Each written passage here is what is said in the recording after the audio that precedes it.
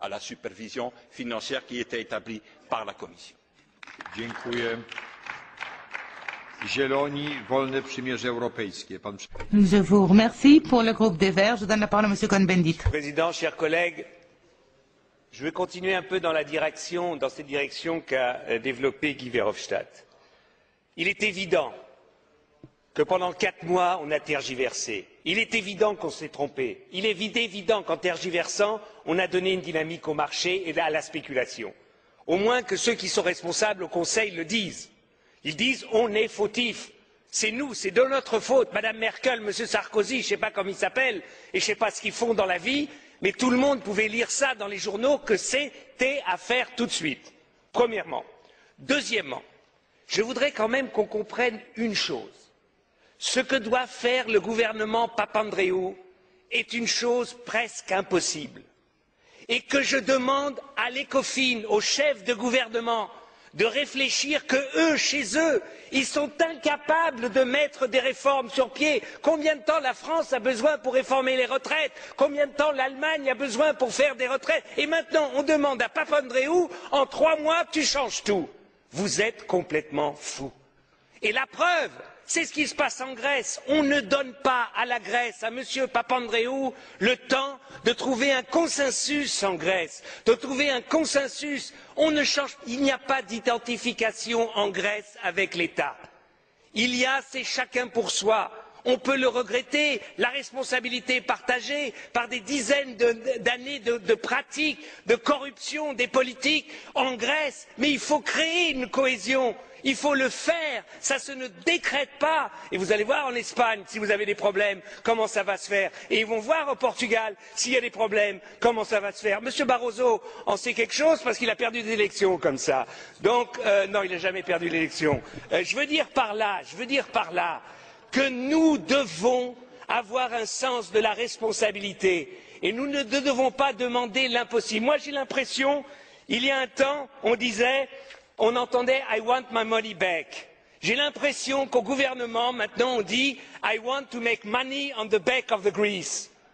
Parce que c'est ça aussi, quand on emprunte à 1,5 ou 3% et qu'on donne à la Grèce à 3, à 5 ou 6%, on fait de l'argent sur le dos de la Grèce. C'est intolérable.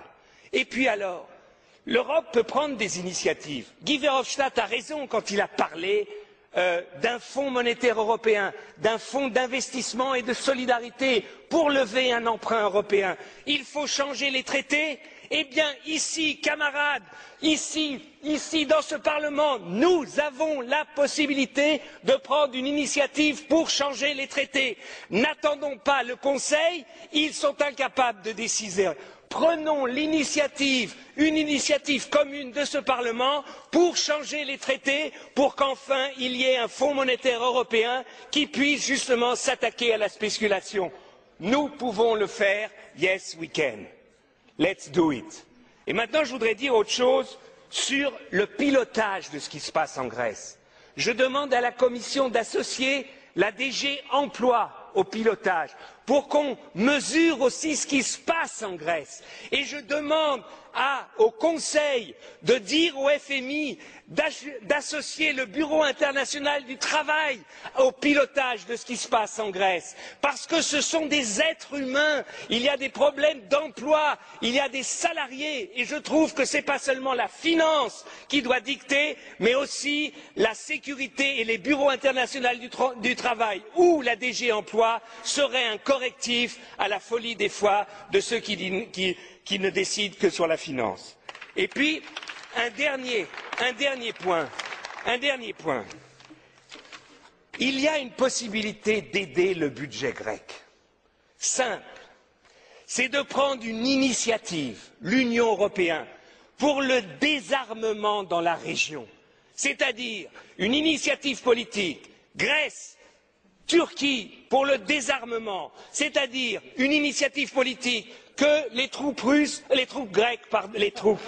turques, se retirent de Chypre Nord, qu'il y ait un désarmement. Je dis une chose, on est quand même hypocrite. Ces derniers mois, la France a vendu 6 frégates à la Grèce pour 2,5 milliards, des hélicoptères pour plus de 400 millions, des Rafales, un Rafale à 100 millions. Là, malheureusement, mon espionnage ne m'a pas permis de dire si c'est 10 ou 20 ou 30 Rafales. Ça fait presque 3 milliards. Et puis il y a l'Allemagne a vendu 6 sous-marins dans les prochaines années à la Grèce il y a quelques mois. Ça fait 1 milliard.